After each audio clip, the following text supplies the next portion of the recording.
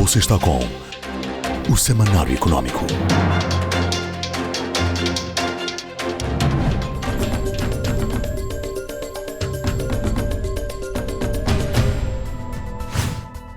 E vamos ao tema de fundo da presente edição, nosso tema de reflexão e análise.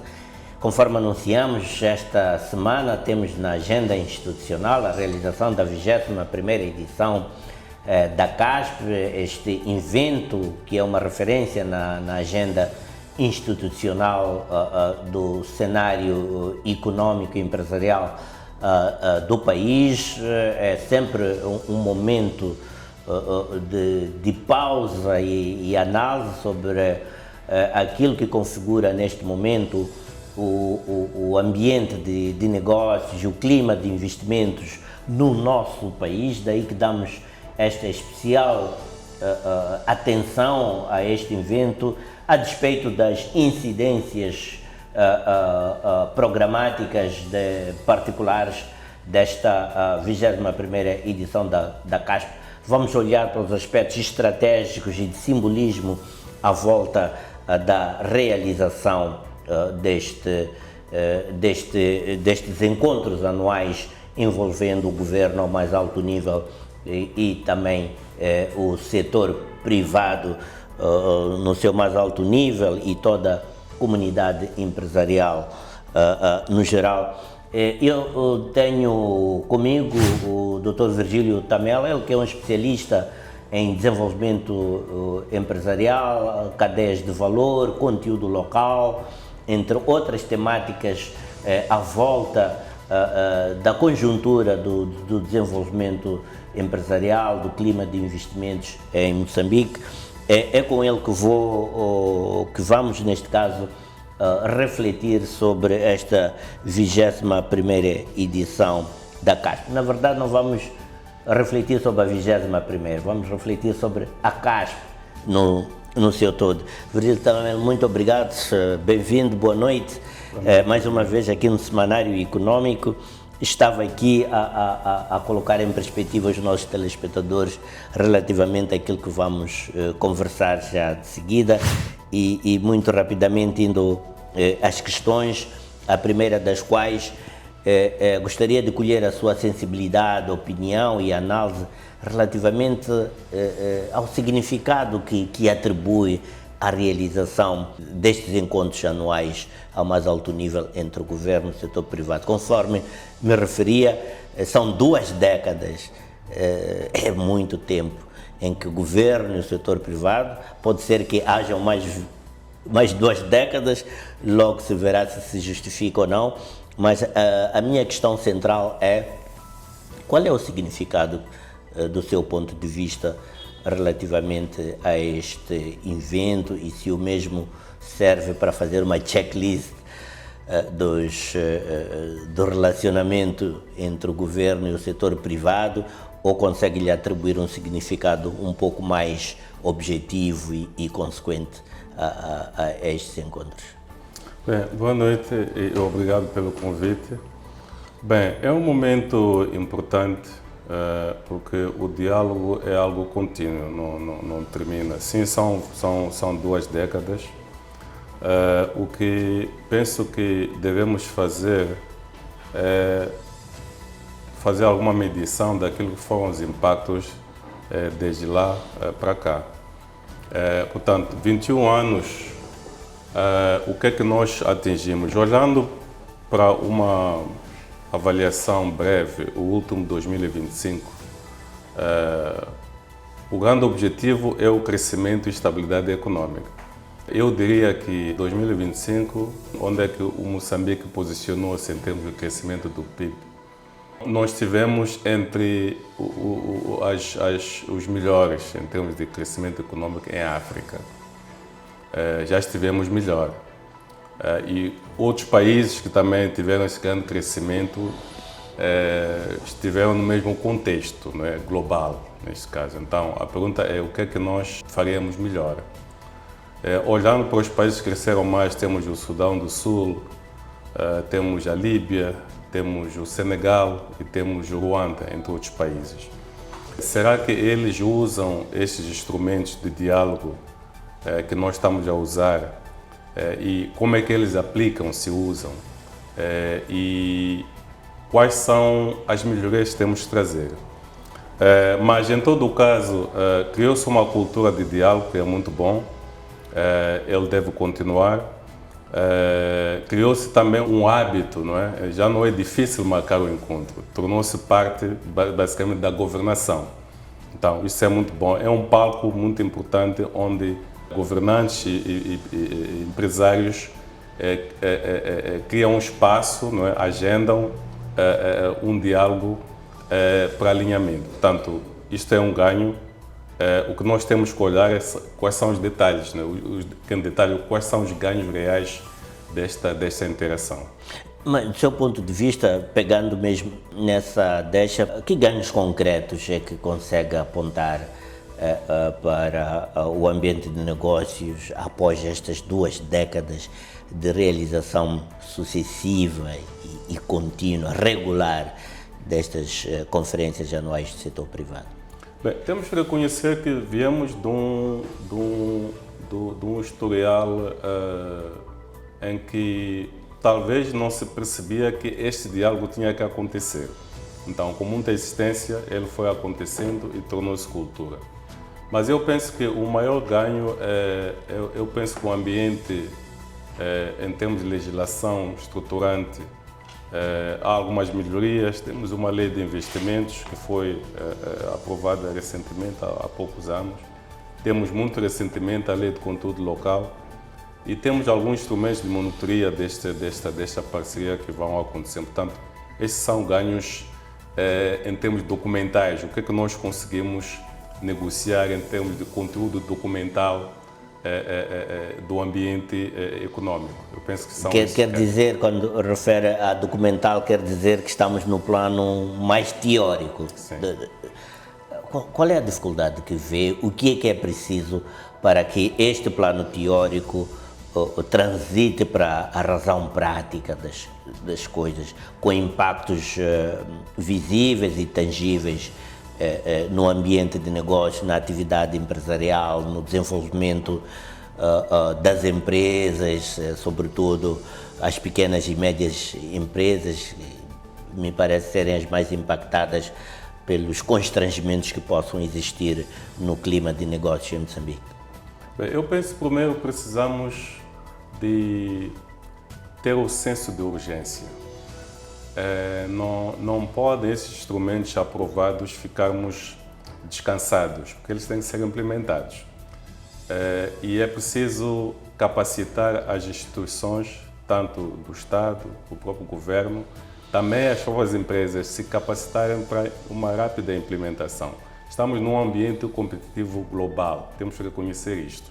E cada ano que passa ficamos cada vez mais atrasados. Temos que acelerar a implementação, criar formas práticas de aquilo que foi decidido ou está legislado passar para a implementação e monitorar, não é? Temos que monitorar a execução. Quer dizer, não podemos ficar um ano para fazer o que lhe parece que sejam as causas de uma certa inércia ali, este gap entre a aprovação das medidas e a sua implementação e, consequentemente, começarmos a perceber melhorias concretas na vida das empresas e, consequentemente, da economia? Eu penso que nós não precisamos de ter indicadores partilhados.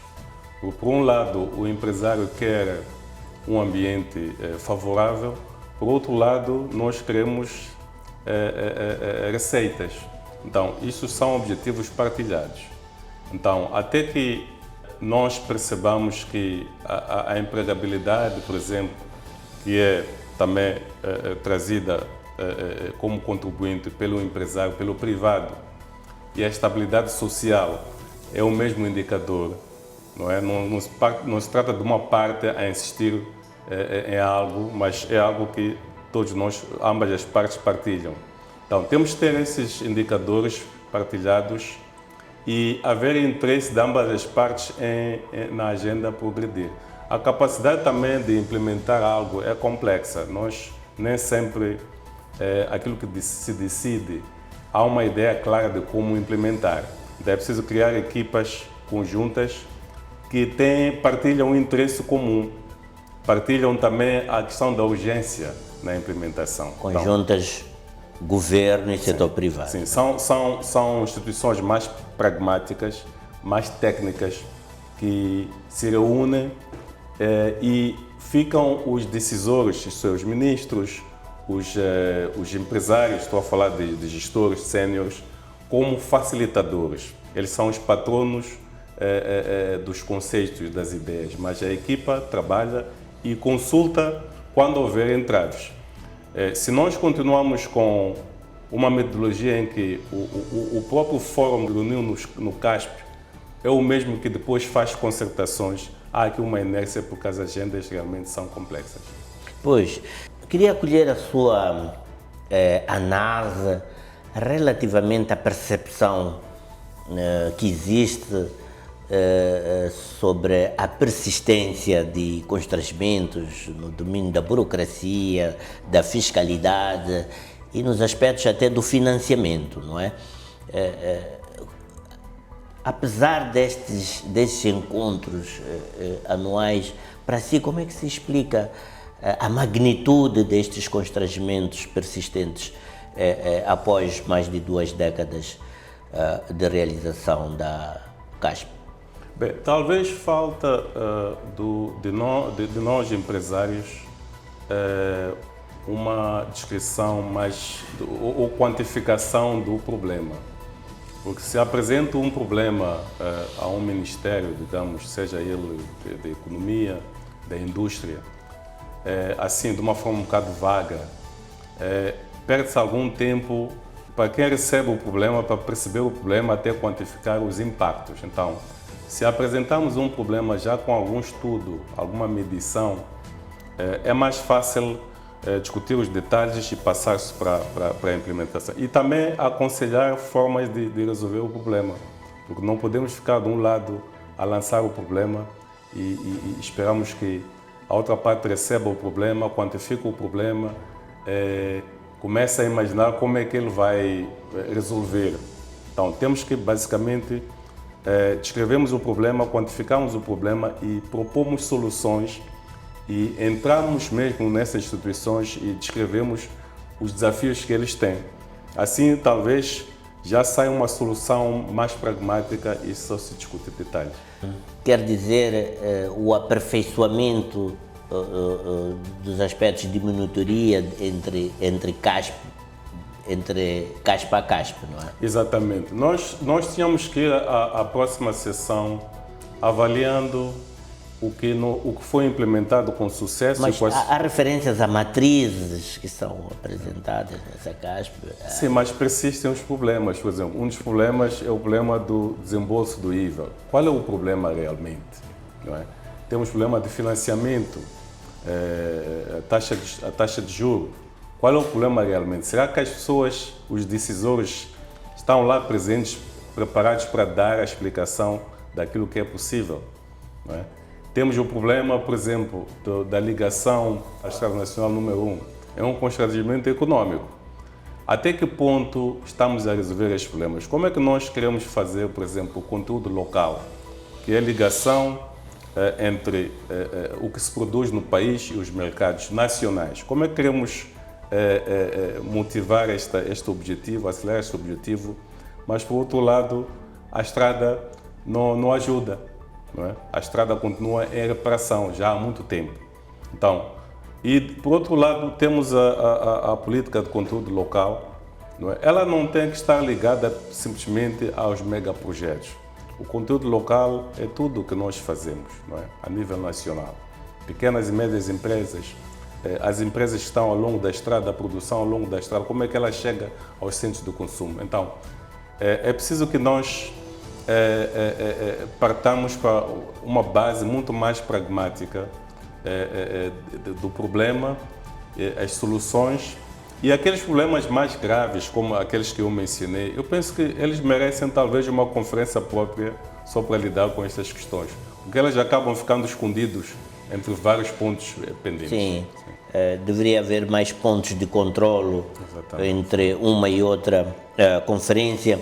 Há um tema que ganhou um certo impulso e que fez referência de alguma forma, que tem a ver com o conteúdo local, isto também na sequência da aprovação da lei de conteúdo local, e há esta questão também da integração das empresas locais nos grandes projetos. Qual é a leitura que faz deste desenvolvimento no contexto empresarial, na atividade do setor privado em Moçambique? Bem, eu tive a oportunidade de ler esta política, até na altura era um esboço, e li a lei com detalhe, aquela que foi aprovada. Eu penso que é um instrumento muito forte, não é? Muito relevante, e ele tem potencial de trazer resultados muito bons para a economia local. Mas eu penso que de lá até este momento carecemos de instrumentos de implementação.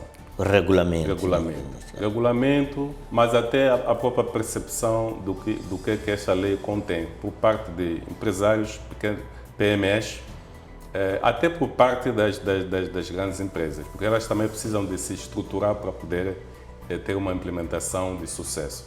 Então, as empresas elas precisam de alguma assistência nisto. Elas sozinhas talvez não tenham esta capacidade de se aproveitar desse instrumento para alguma vantagem competitiva. Por outro lado, temos empreendimentos na área de petróleo e gás que estão em fase de exploração, algumas já estão em fase de produção. Então, são várias oportunidades que estão-se a perder com o tempo por causa desta inércia. Então, a lei foi aprovada, o ponto é, com a mesma energia que debatíamos a pertinência da lei, temos que colocar a mesma energia para a implementação, para a regulamentação, para a explicação da lei. Tem que haver workshops, não é? Temáticos, tem que haver publicações temáticas, tem que haver estudos comparativos setoriais, não é? Que nos ajudam realmente a fazer com que a lei seja cada vez mais relevante. Bem, isto tem que ver com a dicotomia, a preparação das empresas versus as limitações estruturais das nossas empresas, do setor privado e da nossa economia. Mas ainda assim, é possível se atribuir se reconhecer uma evolução nesse aspecto? Eu penso que há evolução, sim. Algumas empresas, algumas multinacionais, elas mostram um certo compromisso com a lei. Temos alguns projetos interessantes, não é, de conteúdo local. Temos a parte, por exemplo, do transporte, que penso que a empresa Lalgi e NH entraram numa parceria. São exemplos práticos de como é que pode-se capitalizar em algo que antes não era tão fácil. Então, eu penso que um dos aspectos que a lei menciona é a pertinência ou a obrigatoriedade de publicar os planos de aquisição. Isso é algo que nós nunca tivemos. Eu penso que as grandes empresas já deviam estar a ensaiar este exercício para facilitar, porque eu penso que todos eles partilhamos esse objetivo. Então, o plano de aquisições publicado com antecedência, ele prepara o mercado para aquilo que vai ser necessário dentro de 6 ou até 12 meses. Isso é possível.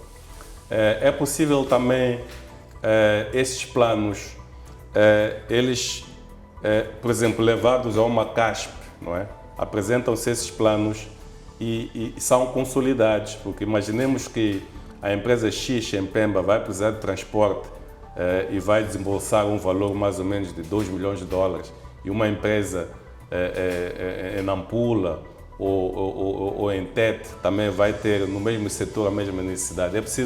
É possível que investidores nesta área de transporte ou outras sintam que há um interesse e há uma consolidação nacional de volume e se interessem em realmente investir. Então, ligando esta questão ao investimento, ao financiamento, nós já começamos a ter exemplos práticos de uma necessidade agregada, não é?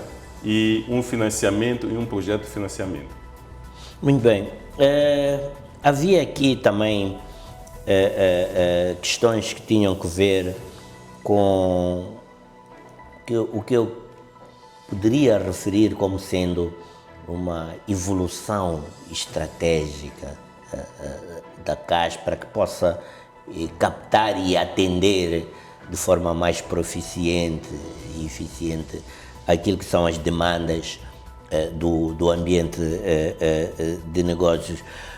Do seu ponto de vista, que evolução necessária a CASP poderia neste momento apresentar, partindo de um fórum de compromissos para se transformar eventualmente num mecanismo de execução? O Virgílio também fez essa referência à questão da implementação e execução, e a miúde, cada vez mais temos estado a ouvir esta temática da execução, incluindo através dos parceiros de cooperação a vários níveis de desenvolvimento econômico do nosso país. Como é que a CASP pode também engrenar nesta perspectiva? Bem, talvez, eu diria, é preciso talvez investir nas equipas, no secretariado, não é? Nas equipas de execução, nas equipas técnicas. É preciso que a parte da execução crie uma certa disciplina.